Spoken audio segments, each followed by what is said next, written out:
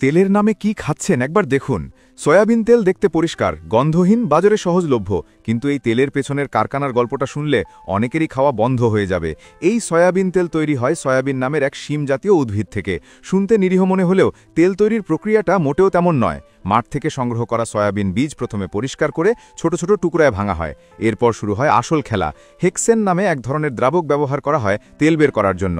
এই হেক্সেন একটি বিষাক্ত রাসায়নিক, যা মানুষের ত্বকে, চোখে, এমনকি শ্বাসযন্ত্রেও মারাত্মক প্রভাব ফেলতে পারে।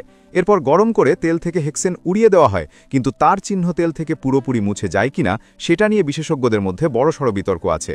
এটাই শেষ নয়, এই অপরিশোধিত তেল তখনও গন্ধযুক্ত, রং ম্লান আর স্বাদেও কাঁচা, তাই একে বাজারে বিক্রির উপযোগী করতে শুরু হয় তথাকথিত রিফাইনিং প্রক্রিয়া। এতে ব্যবহার করা হয় ফসফরিক অ্যাসিড, সোডিয়াম হাইড্রক্সাইড আর ব্লিচিং ক্লে, যার প্রতিটি মানুষের শরীরের জন্য ভয়ঙ্কর। এই রাসায়নিকগুলো তেলের ময়লা ও গন্ধ দূর করলেও পুষ্টিগুণ প্রায় শূন্যে নামিয়ে আনে। সবচেয়ে বিপজ্জনক অংশটি আসে তখন, যখন তেলকে উচ্চ তাপমাত্রায় বায়ুশূন্য স্থানে গরম করা হয়। এই ধাপেই তৈরি হয় ট্রান্সফ্যাট, যা হার্টের সবচেয়ে বড় শত্রু।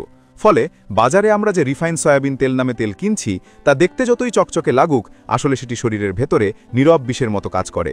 একে দীর্ঘদিন খেলে বাড়ে কোলেস্টেরল, ক্ষতিগ্রস্ত হয় হৃদযন্ত্র, আর বাড়ে ডায়াবেটিস ও স্থূলতার ঝুঁকি।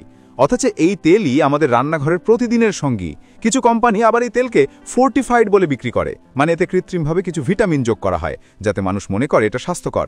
কিন্তু বিশেষজ্ঞরা বলছেন, যে তেলের মৌলিক গঠনই নষ্ট, সেখানে কৃত্রিমভাবে ভিটামিন যোগ করলেই তা পুষ্টিকর হয় না। একসময় আমাদের দেশে তেল মানেই ছিল সরিষার তেল, নারকেল তেল, ঘি বা মাখন। তখন ছোট ঘানিতে হাতে পিষে তেল তৈরি হতো, যেখানে কোনো রাসায়নিক মিশত না। সেই তেল ছিল স্বল্পস্থায়ী, কিন্তু ছিল বিশুদ্ধ। দ্বিতীয় বিশ্বযুদ্ধের পর শিল্পান্নত দেশগুলোতে রিফাইন্ড তেলের প্রচলন শুরু হয়, কারণ সেটি দীর্ঘদিন ভালো থাকে এবং উৎপাদন খরচও কম। ধীরে ধীরে সেই অভ্যেস ছড়িয়ে পড়ে আমাদের দেশেও। আজ বাজারে যেসব তেল পাওয়া যায়, তার বেশিরভাগই উচ্চমাত্রায় প্রক্রিয়াজাত, যেগুলোর গায়ে লেখা থাকে রিফাইন্ড, ফোর্টিফাইড বা পিওর, কিন্তু বাস্তবে এগুলোর বিশুদ্ধতার সঙ্গে সম্পর্ক খুবই সামান্য। আমরা প্রায় খাবারের স্বাদ বা গন্ধ নিয়ে ভাবি, কিন্তু তেলের উৎস বা উৎপাদন প্রক্রিয়া নিয়ে খুব কমই জানি। অথচ এই একটি মাত্র উপাদান আমাদের প্রতিদিনের খাবারের ভিত্তি। যদি সেই তেলটাই বিষাক্ত হয়, তাহলে অন্য পুষ্টিকর খাবার খাওয়ার কোনো মানেই থাকে না। তাই সময় এসেছে সচেতন হওয়ার। তেল কেনার সময় শুধু ব্র্যান্ড নয়, খেয়াল রাখুন তেলটি কিভাবে তৈরি হয়েছে, সেটি রিফাইন্ড না কোল্ড প্রেসড। যতটা সম্ভব কম প্রক্রিয়াজাত তেল ব্যবহার করুন, আর সম্ভব হলে দেশীয় ঘানিতে তৈরি তেল বেছে নিন। কারণ স্বাস্থ্য মানে শুধু ডাক্তার আর ওষুধ নয়, স্বাস্থ্য শুরু হয় আপনার রান্নাঘর থেকেই। একটি সমাজের উন্নতি তার খাদ্য সংস্কৃতি দিয়ে বিচার করা যায়। আমরা যদি প্রতিদিন নিজের অজান্তে রাসায়নিকের তেল খাই, তাহলে উন্নয়ন যতই হোক, শরীর ও মন ধীরে ধীরে অসুস্থ হয়ে পড়বে। তাই আজ একবার অন্তত ভেবে দেখুন, তেলের নামে আসলে কি খাচ্ছেন আপনি।